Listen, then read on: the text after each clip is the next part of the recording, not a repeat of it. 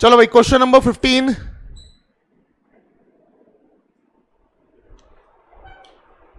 Exercise कौन सी है? 9.1।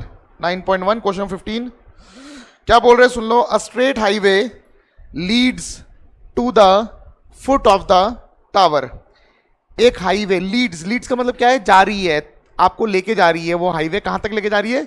Foot of the tower तक। अब ये मान लो टावर है, ये हाईवे है, मतलब आप इस हाईवे पे चलते हुए आ जाओगे तो टावर के फुट तक पहुंच जाओगे। बात समझ आ गई भाई? ऐसे ही होता है ना, आपकी सड़क है, सड़क पे चलते रहोगे, किनारे में कहीं लगा होगा टावर, तो फुट ऑफ द टावर तक पहुंच जाओगे। बात समझ आ गई? यही लिखा हुआ है। क्या लिखा हुआ? A straight highway leads to the foot of the tower. A man standing at the top of the tower. एक आदमी इस टावर के टॉप पे खड़ा है। अगर टॉप पे खड़ा है तो आई लेवल ये हो गया, सही बात है कि नहीं है? सबको बात समझ आ गई? उसके बाद क्या बोल रहे हैं? अ man standing at the top of the tower observes a car eight an angle of depression 30 degree. एक आती हुई कार को देख रहा है। एक कार आ रही है, मान लो ये रही है वो कार। एक कार किस तरफ आ रही है? टावर की तरफ आ रही है। बात समझ आ गई? थोड़ी बड़ी कार बना देते चलो, पिकअप ट्रक बन गया, ठीक है जी। या थोड़ी बड़े भयंकर हवा में उड़ रही है। चलो भाई हवा में नहीं उड़ाएंगे इसे, पहुंच, चलो ठीक है भाई। तो ये टावर है, ये कहां पे आ रही है? ये सॉरी ये कार है, कहां पे आ रही है? टावर को अप्रोच कर रही है। अब क्या बोला है? एक आदमी जो यहां पे बैठा हुआ है वो इस कार को देखता है at an angle of depression. कितना एंगल ऑफ डिप्रेशन? 30 डिग्री।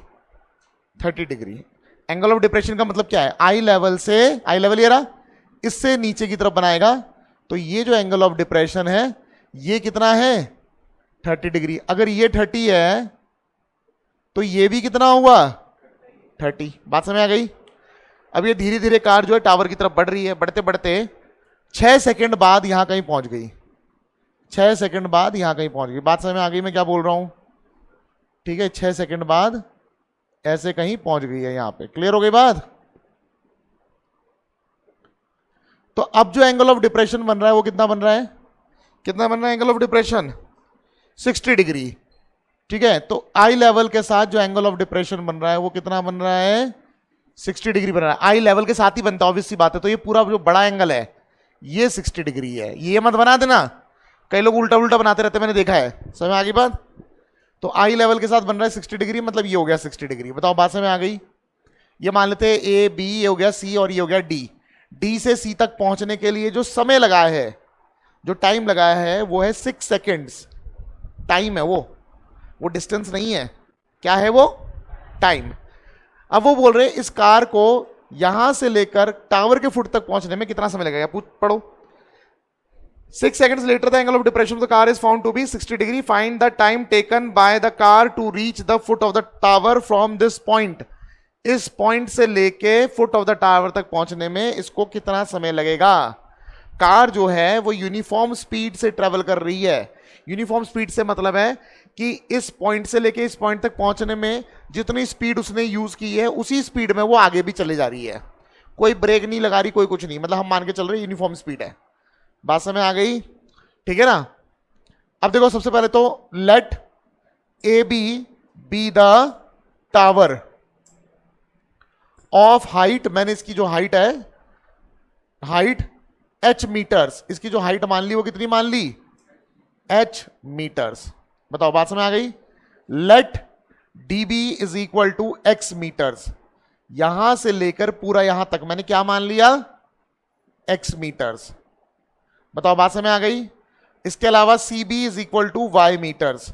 यहां से लेकर यहां तक को क्या मान लिया मैंने? y metres. अच्छा क्लियर है सबको? अभी देखो यहां से लेकर यहां तक का टाइम भी पता है मुझे। यहां से लेकर यहां तक टाइम कितना लगा? 6 सेकेंड्स। कल आपने जैसे किया था, आपने क्या किया था? इसको 6 मान लिया था, इसको x मान लिया था, टोटल डिस्टेंस 6 + x ले लिया। नहीं कर सकते हम, क्योंकि 6 टाइम है। टाइम को डिस्टेंस को थोड़ा ना ऐड कर सकते हो। समझ में आ गई बात? टाइम और डिस्टेंस ऐड नहीं हो सकता। क्लियर है ना? तो 2 ट्राइंगल ले लेते हैं पहले। कौन कौन से triangle? In triangle A B C, ये वाला ट्राइंगल ले लेते हैं। इस ट्राइंगल में क्या लगा देंगे? tan 60 degree is equal to perpendicular यानी h अपॉन बेस, बेस यानी कि y, tan 60 कितना होता है √3 is equal to h upon y। यहां से आप h की वैल्यू निकाल सकते हो, h की वैल्यू कितनी जाएगी बताओ √3y। इक्वेशन नंबर क्या हो गया ये 1। बताओ इतनी बात समझ आ गई, बात समझ आ गई। अभी दूसरा ट्राइंगल ले लेते हैं, इन ट्राइंगल। अब कौन सा ट्राइंगल लेना है, एंगल ऑफ एलिवेशन पूरा यूज करना पड़ेगा और 90 डिग्री यूज करना पड़ेगा, पता है ना। तो A B D, in triangle A B D, इसमें क्या हो जाएगा बताओ tan 30 is equal to perpendicular h upon पूरा जो बेस है x। अच्छा एक चीज देखो, इस क्वेश्चन में ना हाइट भी नहीं दे रखी थी, ये डिस्टेंस भी नहीं दे रखा था, ये डिस्टेंस भी नहीं दे रखा था, तो मैंने सब कुछ खुद मान लिया, मान सकते हैं खुद, कोई दिक्कत नहीं है। समझ आ गई बात, कुछ ना कुछ तो मानना था। अच्छा मैंने इतने को नहीं माना x, इतने को भी मान सकता था, लेकिन मैं सोच रहा हूं पूरा ही यूज कर लेते ज्यादा बढ़िया है भाई। पूरा जब ट्राइंगल यूज करेंगे तो पूरी लेंथ यूज करनी पड़ेगी, तो पूरे को x मान लिया मैंने। समझ आ गई बात। tan 30 कितना होता है बताओ 1/√3 h/x। यहां से भी h निकाल लो, h is equal to, h इधर ही रहेगा, x ऊपर चला जाएगा, तो x/√3। This is equation number 2। ये भी h है, ये भी h है, तो दोनों बराबर हुए।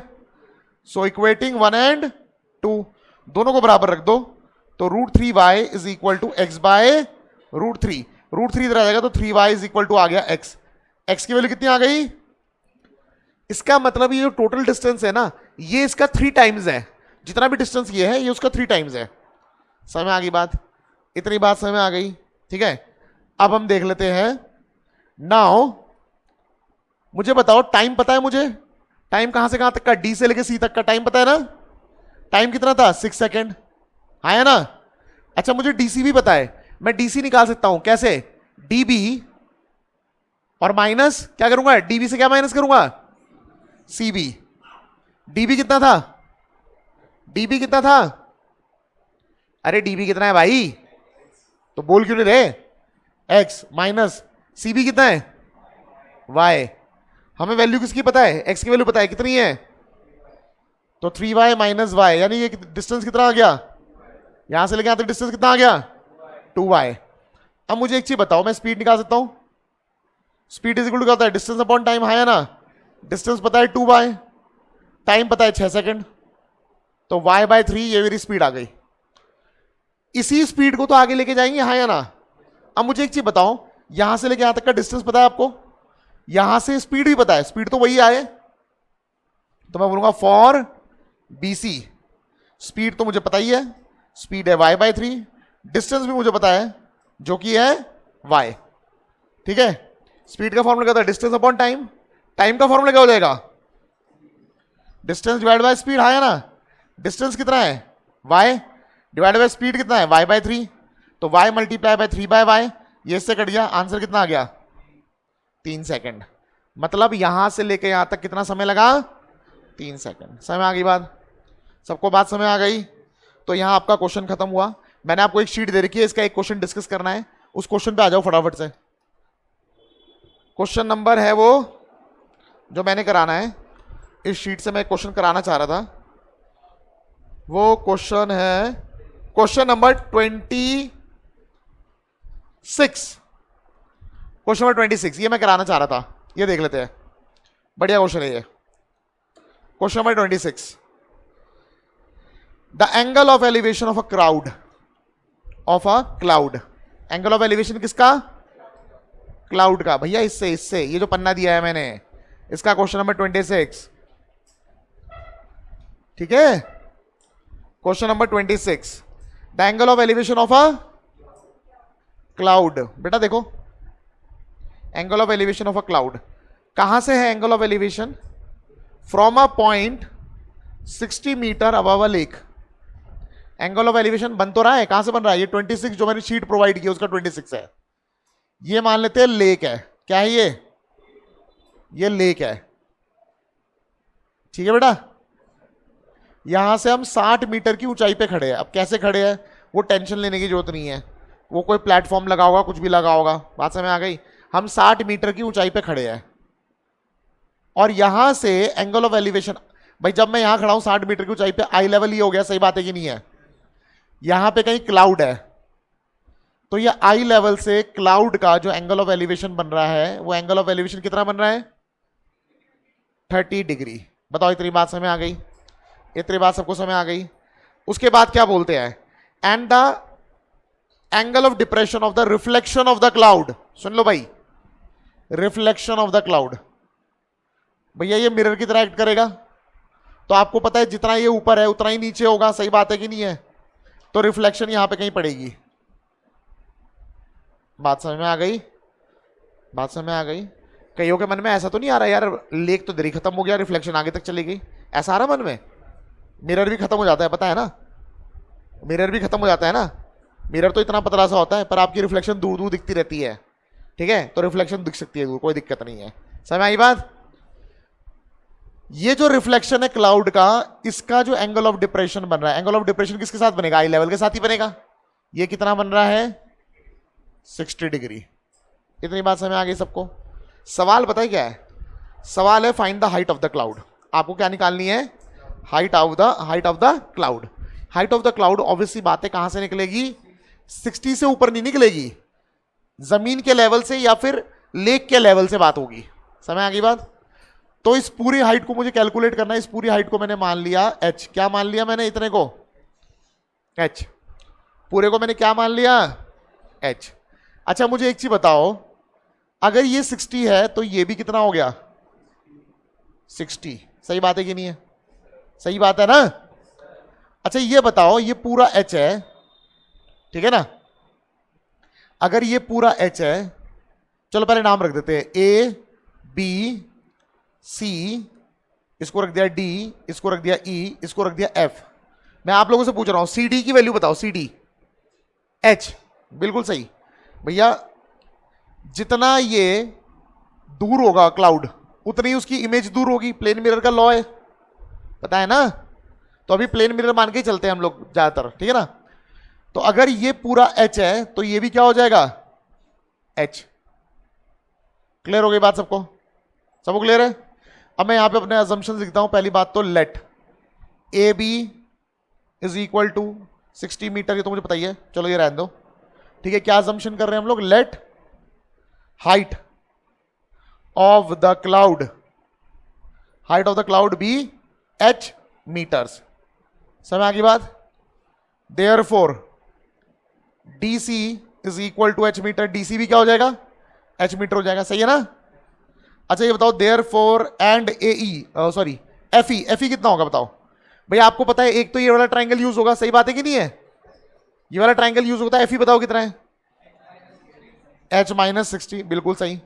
अच्छा दूसरा मुझे ये वाला ट्राइंगल यूज करना है, बड़ा वाला, तो ये बताओ EC कितना होगा? h plus 60। बताओ जी, बात समझ आ गई?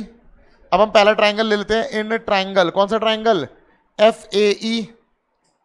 अच्छा आप ना एक चीज हमेशा नोट करना, मैं ना h वगैरह हमेशा उसी को मानता हूं जो निकालना होता है।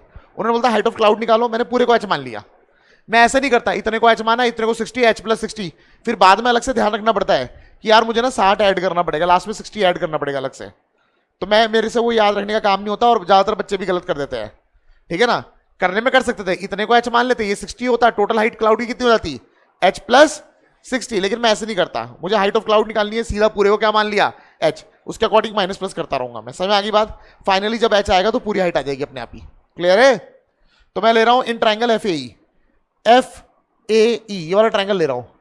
इस ट्राइंगल में मैं क्या लगाऊंगा? 10 क्यों? क्योंकि मुझे ये पता है, और ये जो बेस है ये दोनों में आ रहा, ऊपर वाले ट्राइंगल में भी आ रहा, नीचे वाले में भी आ रहा, तो बेस तो यूज हो गई। तो ये जाएगा tan कितना? 30 degree is equal to FE upon AE। सही है ना? tan 30 कितना होता है? 1/√3।